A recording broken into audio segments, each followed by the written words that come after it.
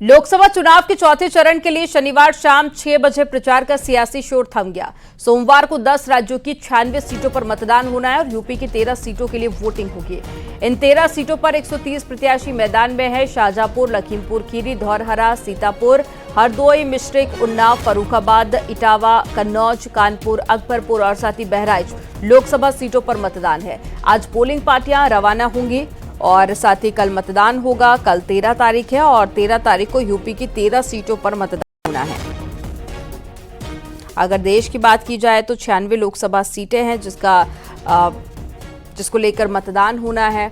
और अब आप ग्राफिक्स के जरिए समझिए कि यूपी में क्या कुछ उम्मीदवारों के समीकरण है। इटावा में कुल उम्मीदवार 7 हैं और हालांकि कांग्रेस और बीजेपी और साथ ही जो समाजवादी पार्टी के साथ में गठबंधन है, मुकाबला दोनों के बीच में है। कन्नौज की बात करें तो यहां पर 15 उम्मीदवार अपनी किस्मत आजमा रहे हैं। कानपुर में 11 कैंडिडेट हैं। इसके अलावा लखीमपुर खीरी की बात करें तो यहां पर 11 उम्मीदवार हैं।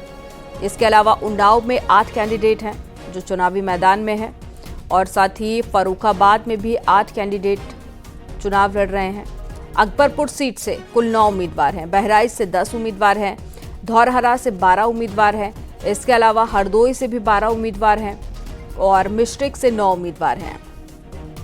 शाहजहांपुर से 10 उम्मीदवार हैं। सीतापुर से 8।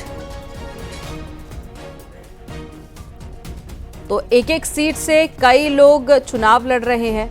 हालांकि मुकाबला कई जगह पर त्रिकोणीय भी है। अब आप ये देखिए राज्य के अनुसार कहां पर कितनी सीटों पर मतदान है और पुरुष वोटर्स कितने हैं, महिला वोटर्स कितना है, ये भी आपकी टेलीविजन स्क्रीन पर। उत्तर प्रदेश की 13 है, मध्य प्रदेश की 8, बिहार की 5 और अब ये वो सीटें हैं जहां पर कल मतदान होना है। चुनाव प्रचार थम चुका है। पोलिंग पार्टियां भी रवाना होना शुरू हो चुकी हैं। आज शाम तक पहुंच जाएंगी और कल सुबह 7 बजे से वोटिंग होगी, जिसको लेकर तैयारियां पूरी कर ली गई हैं। तो फर्रुखाबाद, कन्नौज, कानपुर, लखीमपुर खीरी, उन्नाव, अकबरपुर, इटावा, बहराइच, धौरहरा, हरदोई, मिश्रिख, शाहजहांपुर और सीतापुर ये वो सीटें हैं यूपी की जहां पर कल वोटिंग होगी।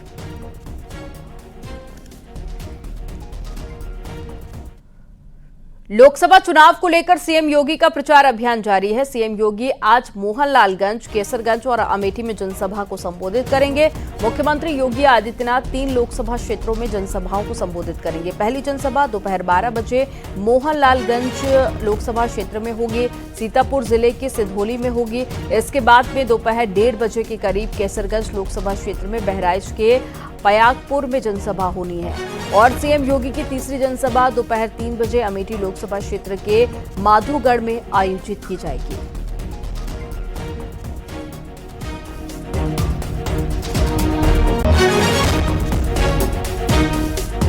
तो 3 जगह पर मुख्यमंत्री योगी आदित्यनाथ चुनाव प्रचार करेंगे। बीजेपी कैंडिडेट के पक्ष में वोट करने की जनता से अपील करेंगे और साथ ही राज्य सरकार, केंद्र सरकार की क्या कुछ उपलब्धियां हैं उसके बारे में भी जनता के सामने अपनी बात रखेंगे।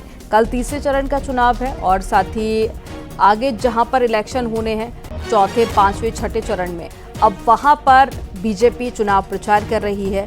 और आज मोहनलालगंज, केसरगंज में सीएम योगी आदित्यनाथ जनसभा करेंगे। अमेठी में भी जनसभा होगी जिसे कांग्रेस पार्टी का गढ़ कहा जाता है।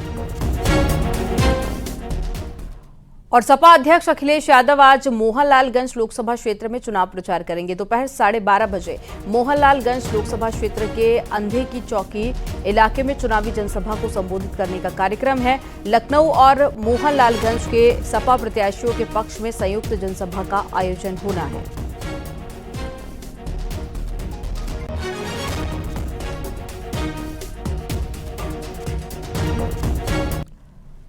केंद्रीय गृह मंत्री अमित शाह आज प्रतापगढ़, रायबरेली और गोंडा में चुनावी जनसभा को संबोधित करेंगे। सबसे पहले अमित शाह दोपहर 12 बजे नगर प्रतापगढ़ में आयोजित कौशाम्बी लोकसभा की जनसभा को संबोधित करेंगे।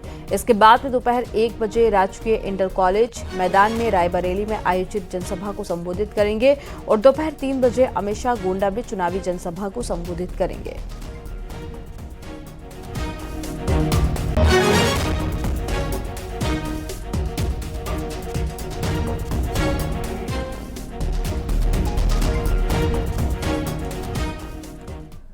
वहीं गृह मंत्री अमित शाह शनिवार को वाराणसी में गंगा आरती में शामिल हुए। दशाश्वमेध घाट पर अमित शाह ने गंगा आरती के साथ में ड्रोन शो को भी देखा। गृह मंत्री अमित शाह के साथ में सीएम योगी आदित्यनाथ और बीजेपी प्रदेश अध्यक्ष भूपेंद्र चौधरी भी मौजूद थे।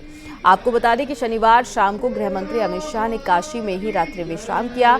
आज सुबह मीडिया सेंटर का शुभारंभ कर सकते हैं।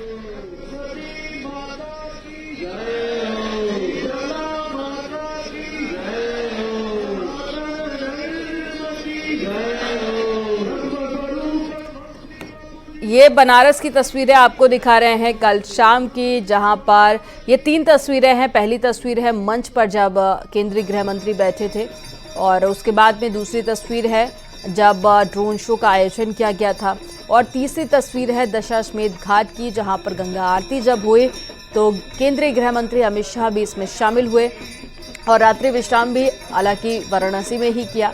और आज का दिन भी बनारस में ही बिताएंगे अमित शाह, और कई सारे कार्यक्रम भी उनके होने हैं। कई जगह पर जनसभा भी होगी, जनसभा को संबोधित करेंगे। पीएम मोदी 13 तारीख को नॉमिनेशन फाइल करेंगे। पीएम मोदी के दौरे से पहले ठीक अमित शाह पहुंचे हैं और साथ ही तैयारियों का जायजा भी लेंगे। इसके अलावा कई जगह पर जनसभा को संबोधित करेंगे। हालांकि ये जो सीट है ये वीवीआईपी सीटों में से है।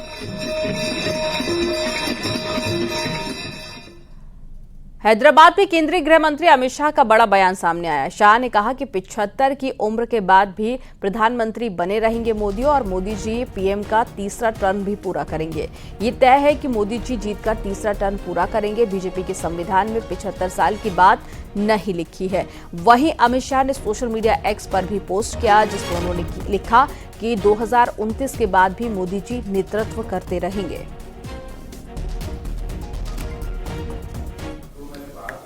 भैया मगर पहले एक बात समझ लो, उनकी बेस ये है कि मोदी जी को बदले जाएंगे। मोदी जी को बदलना ही नहीं है, मैंने स्पष्ट कर दिया, आप बैठ जाओ।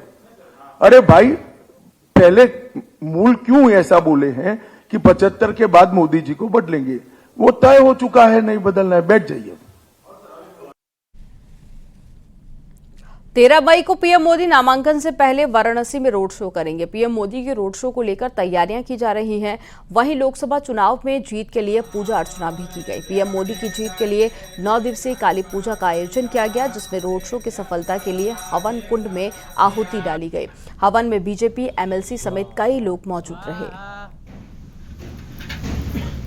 आदरणीय जो हम सब के सांसद हैं, देश के प्रधानमंत्री, अब विश्व के सबसे लोकप्रिय नेता आदरणीय नरेंद्र मोदी जी के जो चुनाव चल रहा है, इस चुनाव में सबसे पहले कि भारत में जितने लोग लड़ रहे हैं चुनाव, सबसे ज़्यादा मतों से यहाँ जीत कर वो जाएं। और दूसरी बात कि भारत माता जो विश्व गुरु हमारा पहले कहलाती थी, वो कुछ बीचे में गैप हो गया है। अब वो विश्व गुरु बनाने के लिए, भारत पूरे विश्व के सर्वाधिक नेता बनाने के लिए उनके प्रति अनुष्ठान यहाँ आदरणीय मोदी जी के लिए हो रहा है। और यूपी के मंत्री एके शर्मा बलिया के दौरे पर थे। मंत्री एके शर्मा ने अरविंद केजरीवाल के बयान पर पलटवार किया। उन्होंने कहा कि वो गुनाहगार ना होते, समस्या क्रिएट ना करते तो ये दिन ना देखते। इतना ही नहीं, एके शर्मा ने कहा कि कानून सर्वोपरि है, चाहे वो केजरीवाल हो या फिर केला बेचने वाला। माननीय प्रधानमंत्री जी अपने देश में संविधान और कानून का राज चले, इसके लिए हमेशा से प्रयत्नशील रहे हैं, हमेशा उसी रास्ते पर चलते हैं। जो लोग उनकी आलोचना करते हैं, उनके अपने अंदर खुद झांक कर देखना चाहिए। अगर वो गुनहगार नहीं होते, अगर वो समस्या में नहीं होते, समस्या क्रिएट नहीं किए होते, तो ये उनके दिन शायद देखने को नहीं आते। मैं क्योंकि मामला न्यायपालिका में है, इसलिए इसकी विवेचना करना उचित नहीं होगा, लेकिन देश का कानून सर्वोपरि है, चाहे वो केजरीवाल हो, चाहे वो केला बेचने वाला हो। और चलिए रुक करते एक बड़ी खबर का, जो गाजियाबाद से मिल रही है। युवक की गोली मारकर हत्या कर दी गई है। बदमाशों ने युवक को गोली मारी है। मृतक का नाम विक्रम बताया जा रहा है और आपसी रंजिश के चलते गोली मारने की संभावना है। थाना लोनी बॉर्डर क्षेत्र की घटना। विक्रम ने कुछ दिनों पहले ही सोशल मीडिया पर पुलिस कमिश्नर गाजियाबाद के ऑफिस में जमकर आत्महत्या की चेतावनी दी थी और अब युवक की गोली मारकर हत्या कर दी गई है। पुलिस मामले को लेकर जांच पड़ताल कर रही है। हालांकि जो शुरुआती जांच है उसमें सामने आया कि आपसी रंजिश है जिसके चलते युवक की हत्या की गई है। एक बड़ी खबर आपको बता रहे हैं गाजियाबाद से, जहां पर थाना लोनी बॉर्डर क्षेत्र में एक युवक की हत्या कर दी गई है और कुछ समय पहले ही युवक ने कमिश्नर ऑफिस के बाहर हंगामा किया था। ज्यादा जानकारी के साथ में अमित जुड़ गए हैं। अमित, क्या है ये पूरा मामला, विस्तार से बताइए। जी, आपको बताना चाहूंगा ये पूरा मामला लोनी बॉर्डर थाना क्षेत्र का है, जहां विक्रम मावी नामक युवक है जिसकी देर रात आपसी रंजिश के चलते गोली मारकर हत्या कर दी गई।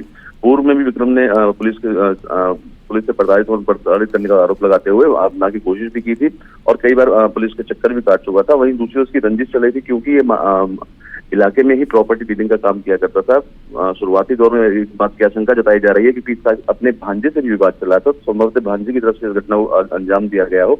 तमाम बिंदुओं पुलिस द्वारा जांच की जा रही है, लेकिन जिस तरह की फोटो सामने आया उसमें आप देख सकते हैं कि विक्रम को एक तो नहीं कई गोलियां मारी गई है। तो जो आरोपित है उनके मकसद सिर्फ मैं विक्रम भाटी को मारना ही था। जानकारी देने के लिए बहुत शुक्रिया अमित आपका।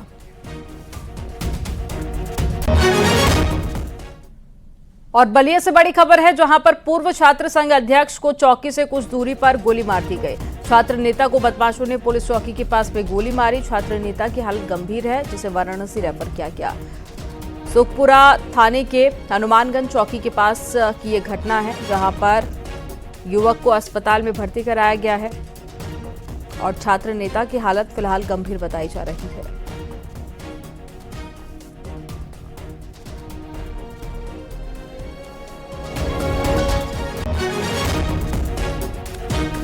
तो बलिया से बड़ी खबर है, जहां पर छात्र नेता को गोली मारने का मामला सामने आया है। हालत गंभीर देखते हुए वाराणसी रेफर कर दिया गया है और पुलिस मामले की जांच कर रही है कि क्या वजह रही जिसके चलते छात्र नेता को गोली मारी गई है।